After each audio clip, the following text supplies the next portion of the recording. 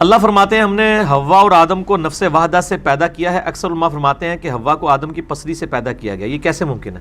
یہ ہے قرآن حکیم میں میرے بھائیوں. اللہ تعالیٰ نے سورۃ النساء کے شروع میں ارشاد فرمایا اعوذ باللہ من الشیطان الرجیم بسم اللہ الرحمن الرحیم. سورۃ النساء آیت نمبر سٹارٹ کیا ہے یا ایھا الناس اتقوا ربکم الذی خلقکم من نفس واحدہ. اے لوگو اس رب کا تقوی اختیار کرو جس نے تمہیں ایک جان سے پیدا کیا. وخلق منہا زوجہا اور اسی جان سے اس کا جوڑا بنایا. یہ تو قرآن میں بھی آیا ہے کہ ایک آدم سے تمہیں پیدا کیا اور آدم کا جوڑا آدم میں سے بنایا. وبث منہما پھر ان دونوں سے بسا دیے رجالا کثیرا ونساء کثرت کے ساتھ جو ہے وہ مرد اور عورتیں.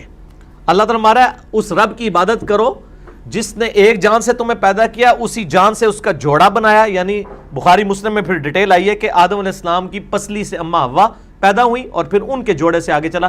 اب اس کی ڈیٹیل ہمیں نہیں بلکہ اسرائیلی روایات میں ملتا ہے کہ صبح کے وقت ایک جوڑا پیدا ہوتا تھا, ایک شام کے وقت جو صبح کے وقت جوڑا ہوتا تھا اس کا جو میل تھا وہ شام والی کی فیمیل کے ساتھ اس کی شادی ہوتی تھی, شام والی کی کہ میل کی صبح کے فیمیل کے ساتھ. اس وقت ظاہر ہے وہ شرعی احکام اس طرح نہیں تھے. اگلی شریعتوں میں تو یہ بھی تھا کہ آپ ایک مرد دو بہنوں کو بھی عقد میں رکھ سکتا تھا.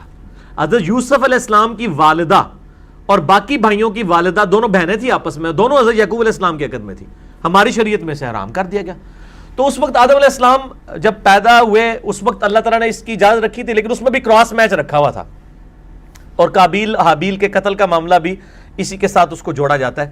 چونکہ یہ اسرائیلی روایات ہیں ان کی ہم نہ تصدیق کر سکتے ہیں نہ تکذیب کر سکتے ہیں, دونوں طرف بات جا سکتی ہے. صحیح بخاری میں حدیث ہے کہ اسرائیلی روایات آئیں نہ ان کو جھوٹا کہو اور نہ ان کی تصدیق کرو.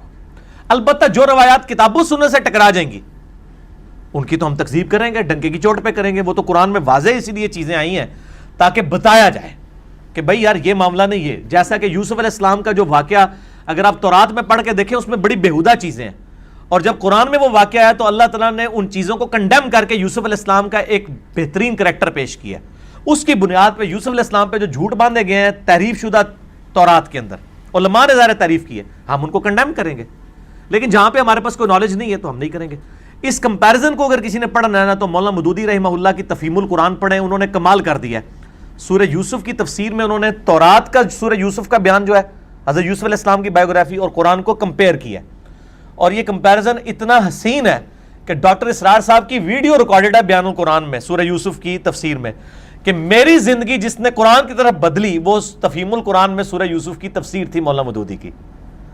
اس کی ایسے ڈاکٹر اسرار صاحب قرآن کے ٹریک پہ آئے ہیں, جس نے پوری دنیا میں قرآن کی آواز اٹھائی ہے. اس کی قرآن کی طرف آنے کا شغف جو چیز بنی ہے وہ سورہ یوسف کی تفسیر ہے مولانا مودودی کی تفہیم القرآن, وہ آپ پڑھ کے دیکھیں.